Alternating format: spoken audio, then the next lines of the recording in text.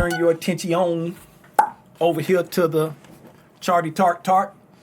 As we see, right, price is continuing to climb, right? It's continuing to climb. What do we say when you go into all-time highs? You do not try to pick a top, right? What do we say you do when you don't have any price action to look over here to the left? Be like, hey, I'm looking to the left, but I see nothing, right? Who can tell me? Who remembers? What do we do? What tool do we reach for to help us determine our price levels we want to identify? The Fib tool. Y'all give it up for here, learn and share. The first one I seen in the chat. The Fibonacci, as I like to call it. Right? Where do we anchor our Fibonacci tool to determine our price points, price levels that we're identifying price to reach into? Where do we just grab it and randomly pick a low and high? Or is it a very specific low and high that we anchor it to? Where do we anchor it to? Talk to me. Talk to me. I'm looking at the chat. I'm listening. Ain't nobody saying nothing. Do I need to put y'all on the clock? I'm saying, what? Don't just say specific. Somebody said previous day high. Nip. Midnight open. Nip. The range from the last time. The range from the last time?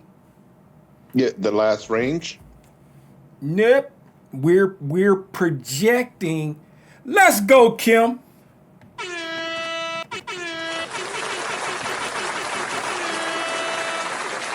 We want to anchor it to the manipulation leg. What, Tim? Why are we anchoring it to the manipulation leg? Because what is the driving force behind price action, right? Remember, there's a noun and a verb. One is the thing and one describes what the thing does. And it's the driving force behind everything price action related. What would that be? Somebody tell me. What's that driving force behind everything? There's a noun, which is the thing, and then there's a verb that tells you what that thing is. And people use them. And there you go. There you go. Who that is? Honey. Let's go, Tish. That old power of 3, aka the AMD model. The power of 3 is the noun, because that's what it is, right? It's the power of 3, right? And then the accumulation, manipulation, and distribution are the verbs that's describing what the power of 3 is doing. So people call it the AMD model, right? It's not an AMD model. It's just a part of the concepts that Michael teaches, right? The power of 3. So we anchor it to the manipulation leg, right? Because price will accumulate, it will manipulate, and then it will distribute, right? So you want to anchor it to your manipulation leg because the algorithm, aka IPTA, is utilizing the information from the high and the low of that manipulation leg to determine how far that manipulation leg will come here. Swing, batter, swing, right? swing, batter, swing. Yeah, I mean what I said. I say you want to, you measure it and you project it so that, because you want to see how far this leg right here can swing, batter, swing, right? Remember that. Y'all be like, Tim with his antics, but I bet you the next time you get ready to measure something, you're going to be like, swing, batter.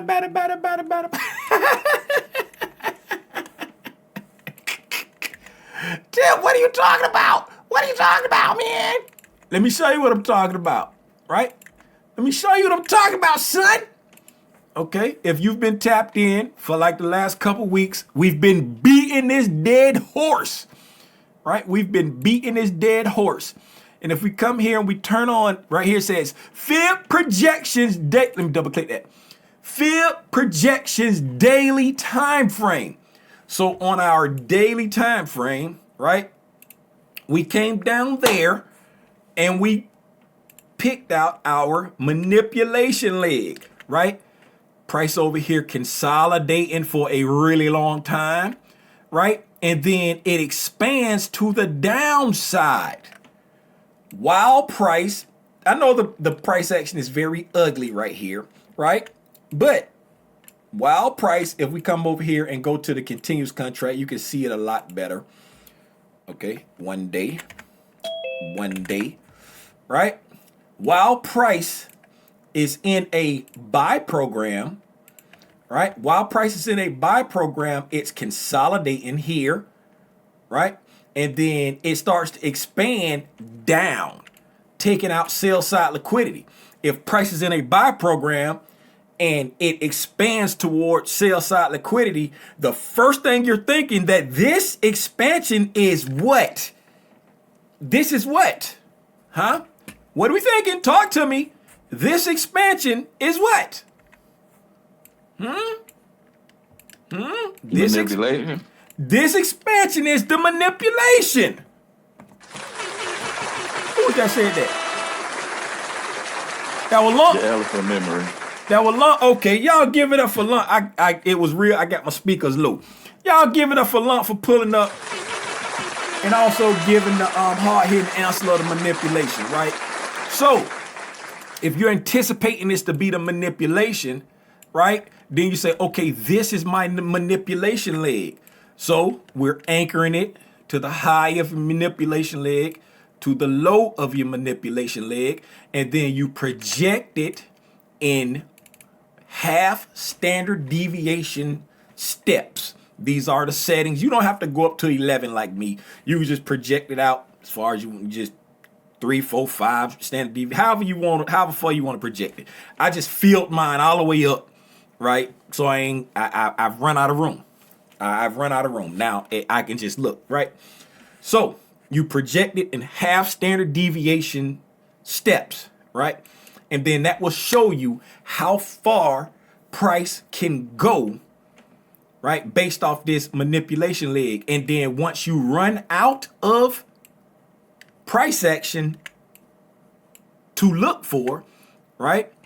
You see here, once we came above this area there, we have taken out all of the buy side liquidity that we have record of.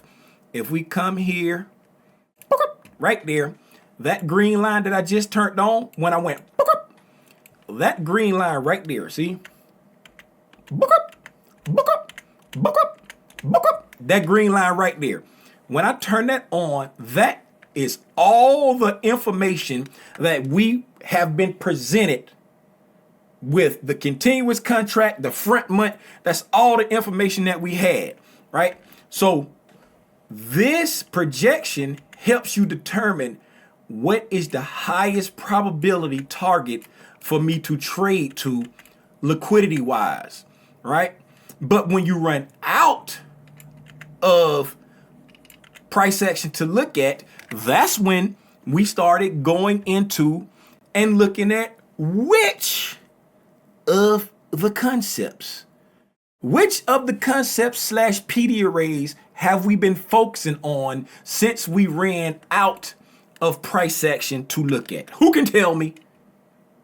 What have we been focusing on ever since We came here back in the middle of April. What PD array / concept have we been focusing on? Right? What have we been focusing on? Come on. The fib tool. The fib tool. We've been using the fib tool to help us out. But what concept / PD array have we been focusing on? Event horizon. Event horizon. Y'all give it up for, who was that, JT? Who was that? Was that JT who said that? Who was that? Who in the chat? Who answered that? Yeah, Tim. Okay, I heard a voice, but I ain't got the names up there. I got my thing low over here, so I heard the voice. Gotcha. Y'all give it up for JT, man. Event horizon. We've been talking about event horizon. For those who don't know what event horizon is the halfway point in between two PD arrays. All right? And if you're wondering, Tim, there's nothing up here for me to look at. So what two PD arrays am I going to be anchoring my fib tool to get that event horizon? Oh, I'm glad you asked that question. All right? Remember down here on this manipulation leg? Right? Once we anchor to this manipulation leg, and then we set up our fib tool in the way that Michael has taught us in these half standard deviation steps, right? Now, these half standard deviation steps, these are now targets, aka anticipatory reactionary points, aka places that the market will reach into. Right? So now that you have these targets, right? If this is your highest target for the range, and this is your lowest target for the range, right?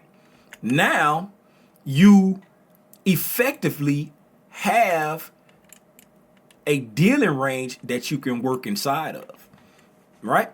You got a dealing range that you can work inside of. And since you have a dealing range that you can work inside of, not only can you look at event horizon, which would be anchoring a fib tool from that 1.5 standard deviation in this case, and that 1 standard deviation in this case, not only can you anchor a fib there and look at the 50% and get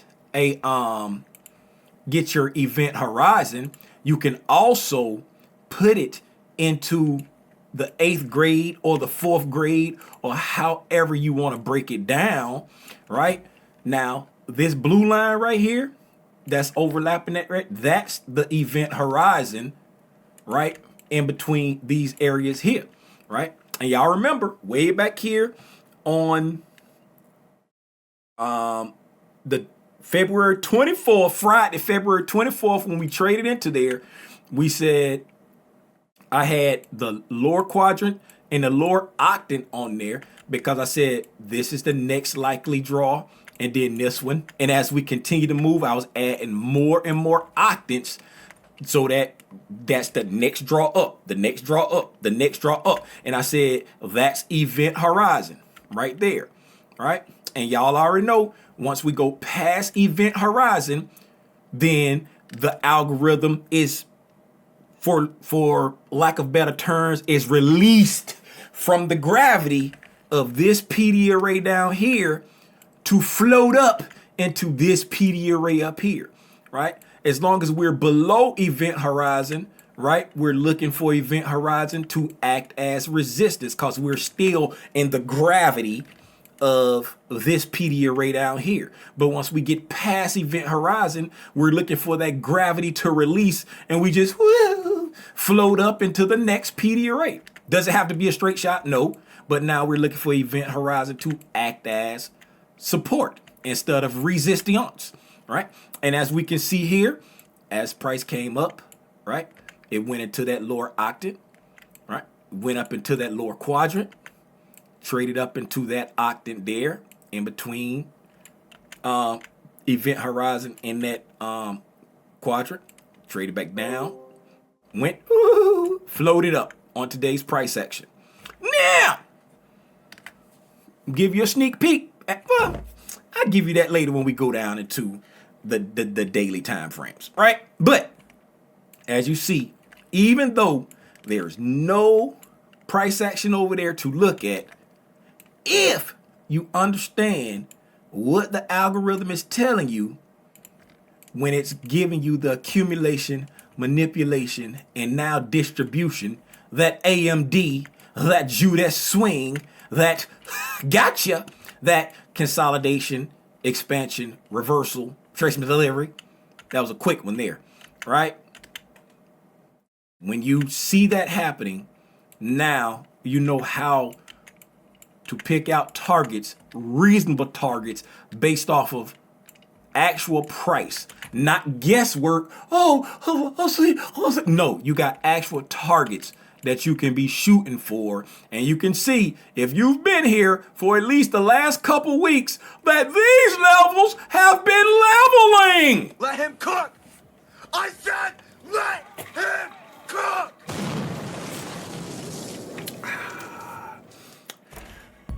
Somebody hit a like for the algorithm and subscribe to the channel if you ain't subscribed. I appreciate you.